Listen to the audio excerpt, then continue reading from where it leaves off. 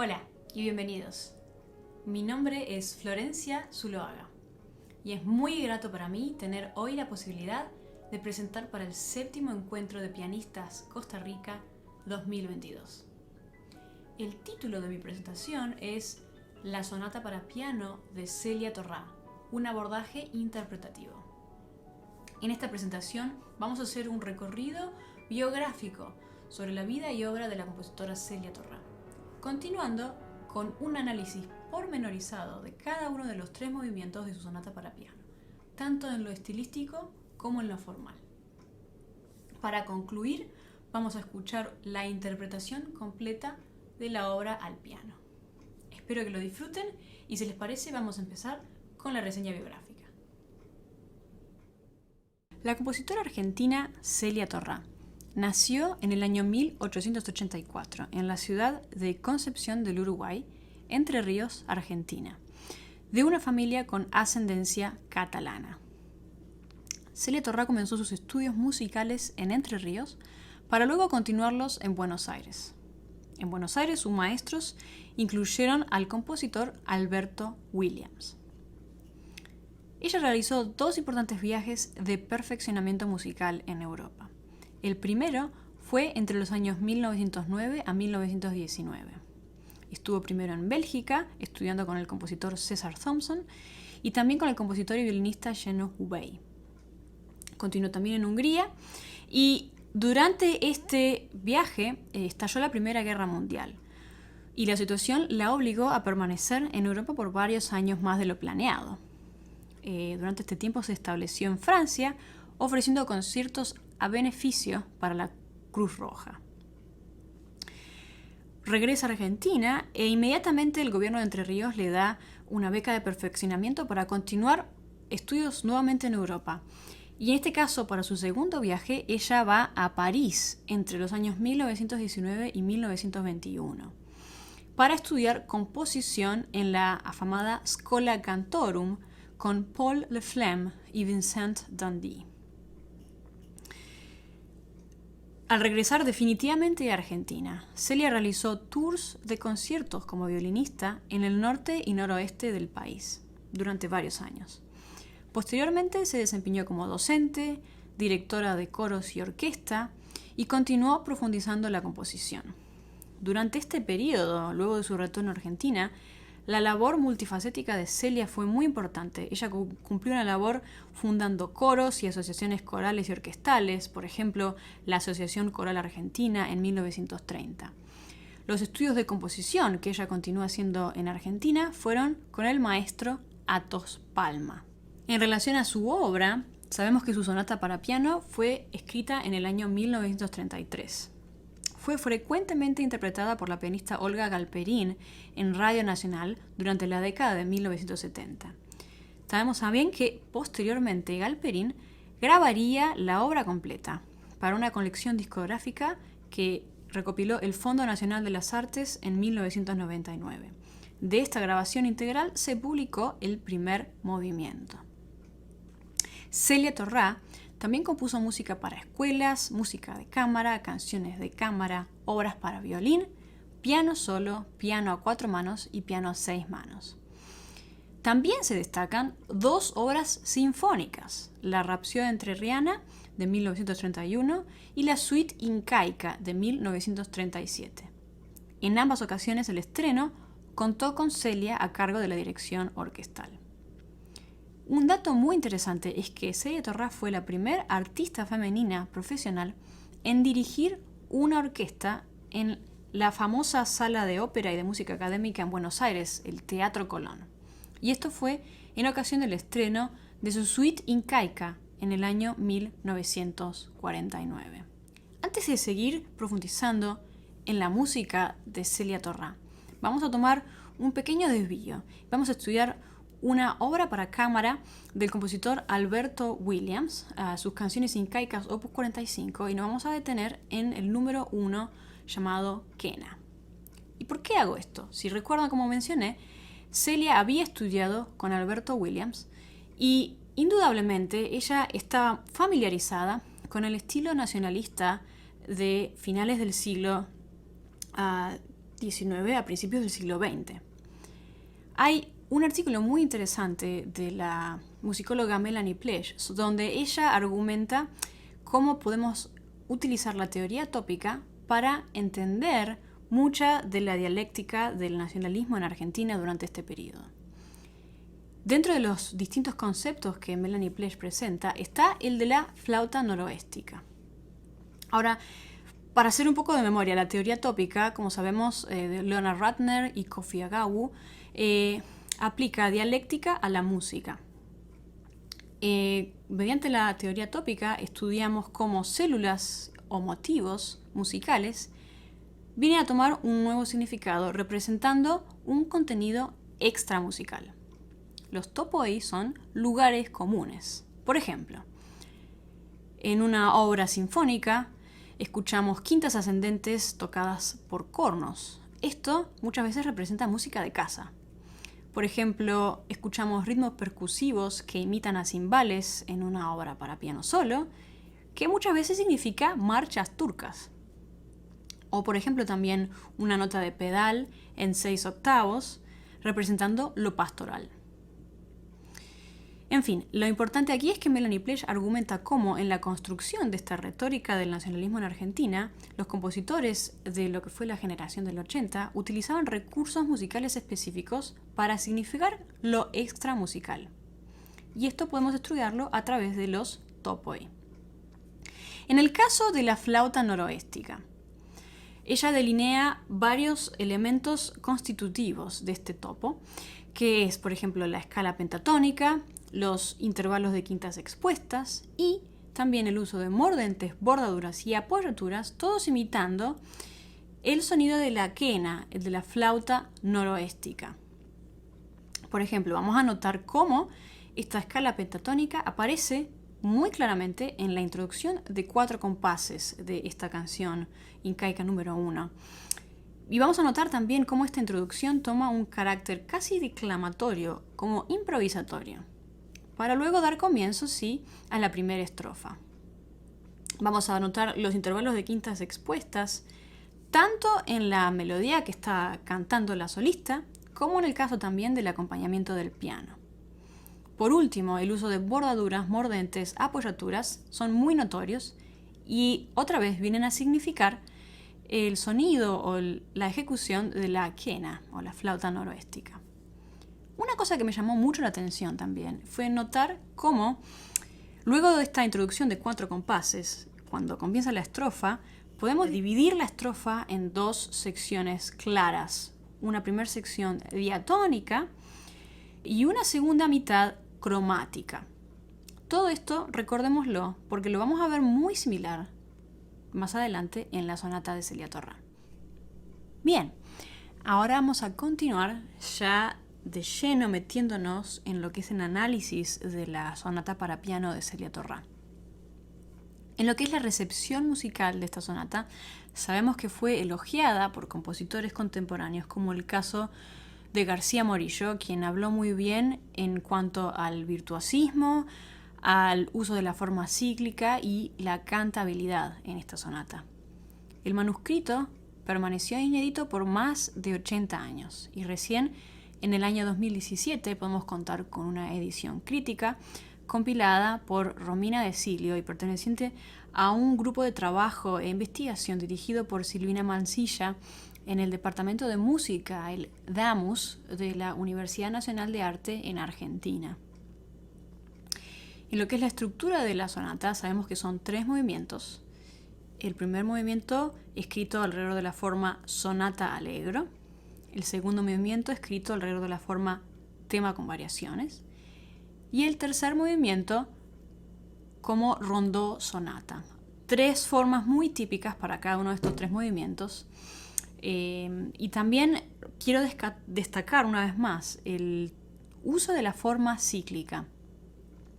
Este material que aparece en la introducción y en el tema principal del primer movimiento va a reaparecer a lo largo de toda la obra.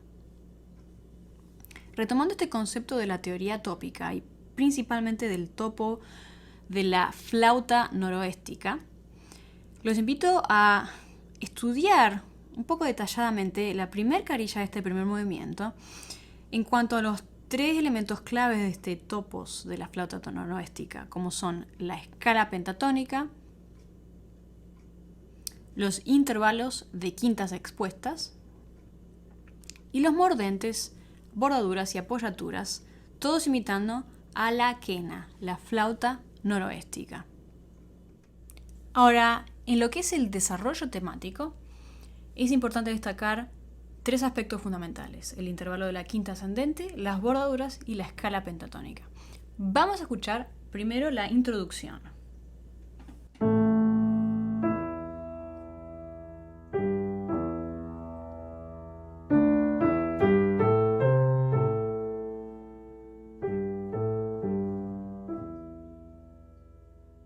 Y después el tema principal.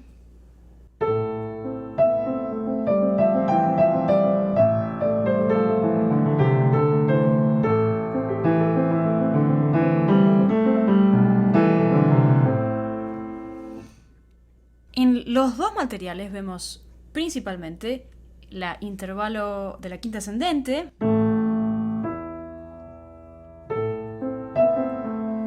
como también en la secuenciación al quinto grado que aparece en el compás 14.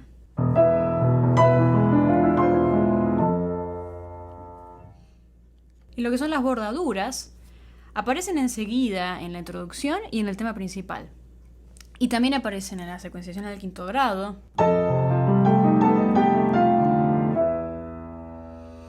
Y después hay distintas modificaciones rítmicas que se van haciendo, como que el tresillo se convierte en una negra con corchea, o las bordaduras se convierten en síncopa, etc. Lo de la escala pentatónica es claro no solamente en la introducción y en el tema principal, como también en el tema secundario. Ahora, es interesante ver que la introducción y el tema principal tienen la escala pentatónica menor, que es la tónica, y después el tema secundario aparece por primera vez en el compás 38 en mi mayor, que es la quinta.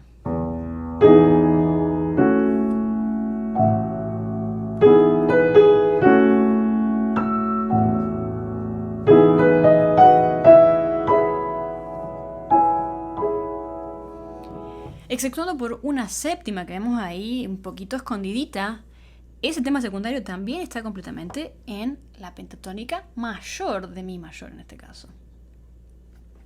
En lo que es la estructura formal de este primer movimiento es claramente en sonata allegro, con una exposición donde el tema principal aparece en la tónica, el tema secundario en el quinto grado, típico. Desarrollo que, bueno, toma varios grados secundarios y los desarrolla.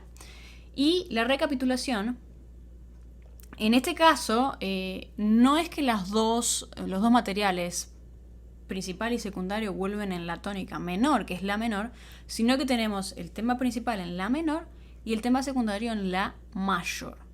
Esa es la única digresión, podríamos decir, de la estructura típica de una sonata allegro. Y después tenemos una coda en la mayor. Una obra que yo tomé como referencia para estudiar el primer movimiento de la sonata de Celia Torrá fue la sonata número 2 en sol menor de Robert Schumann. ¿Por qué? Porque hay, en primer lugar, claramente una estructura virtuosística y un abordaje de la textura muy similar en cuanto a, por ejemplo, el carácter agitato de una actividad rítmica y una agitación que constantemente crea un impulso hacia adelante. También hay similitudes en el uso de la nota pedal, que alterna con escalas diatónicas, y también en lo que es la imitación entre las dos manos.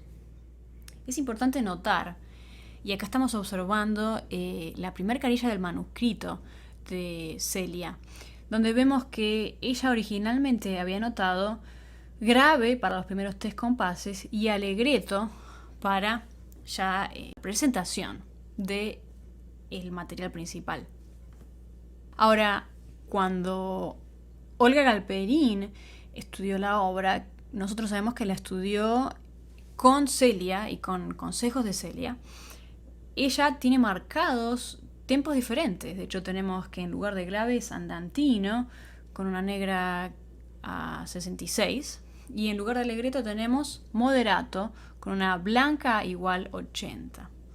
Y si escuchamos la interpretación de Galperín, vemos que realmente no es un pulso completamente fijo, sino que va obedeciendo los distintos cambios de textura y de carácter que aparecen sobre todo en la mano izquierda.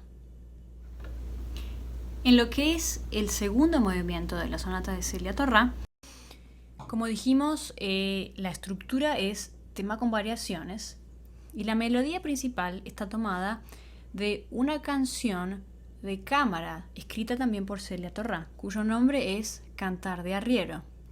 Como pueden ver, la melodía es bastante textual, con la única diferencia de que en la canción de cámara original Cantar de Arriero aparecía en re mayor, mientras que en el tema para las variaciones del segundo movimiento de la sonata para piano aparece en re menor, o sea que es un cambio de modo. Ahora los invito a prestar un poco de atención al cuadro que vemos abajo a la izquierda. Vamos a ver que en general, como todo tema con variaciones, aparece el material elaborado repetidas veces, ¿verdad? Ahora bien, hay una sección, la sección B, los invito a ver, donde aparece un material que no es temático. Esta melodía aparece así.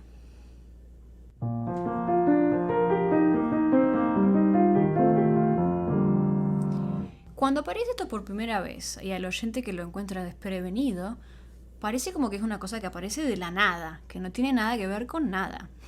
Sin embargo, lo que está haciendo Torrá aquí es que nos está presentando el material de lo que va a ser el tema del rondó en el tercer movimiento. O sea, está como anticipándose al tema del rondó. Esto es una técnica que hemos visto en otros compositores y en otras obras. Por ejemplo, en la sonata de Brahms, la sonata Opus 5, Brahms lo que hace aquí es que en el primer movimiento, en la sección del desarrollo, aparece un material el cual él vuelve a retomar luego en la coda del segundo movimiento. Esto que llamamos la semilla cíclica, es decir, materiales que aparecen y que vuelven a reaparecer, realmente demuestran cómo la transformación temática, en el caso de Celia Torrá, es llevada en esta sonata al nivel motívico. En lo que es el tercer movimiento, es un rondó allegretto. Y una vez más les comento cómo la forma cíclica toma un carácter muy importante. ¿Por qué? Recordemos entonces cuál fue el material de la introducción del primer movimiento. Esto sonaba así.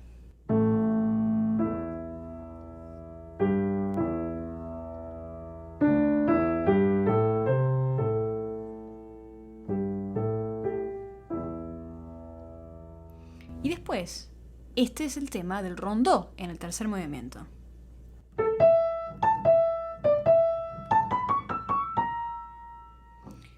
Enseguida habrán notado nuevamente la quinta expuesta, el salto.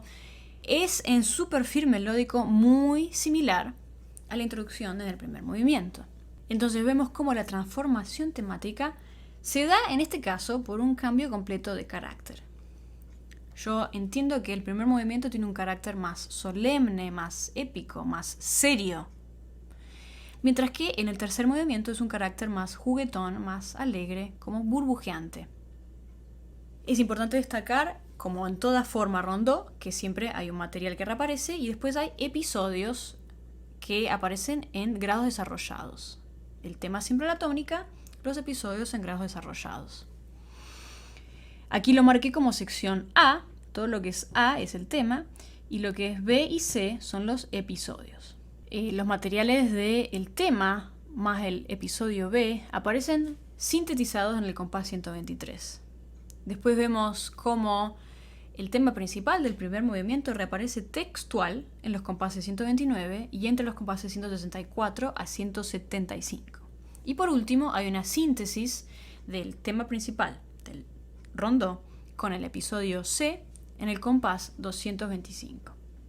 Ahora, mientras consideramos esta forma de rondó sonata, los invito a ver cómo hay tres secciones claramente definidas. Está la aparición del tema y los dos episodios, la mayor, re mayor, fa sostenido, mayor. Hay una sección intermedia donde reaparece el tema y el episodio en este caso en re menor. Y hay una sección final donde tanto el tema como los dos episodios aparecen todos en la tónica. Es por eso que yo tomé una semejanza y dije que el tema es como un material principal y los dos episodios son como temas secundarios. Y tanto el tema como los episodios regresan en una especie de reexposición al final, todos en la tónica principal, que es la mayor. Cuando escuchen el episodio segundo, que aparece primera vez en la tónica de fa sostenido mayor,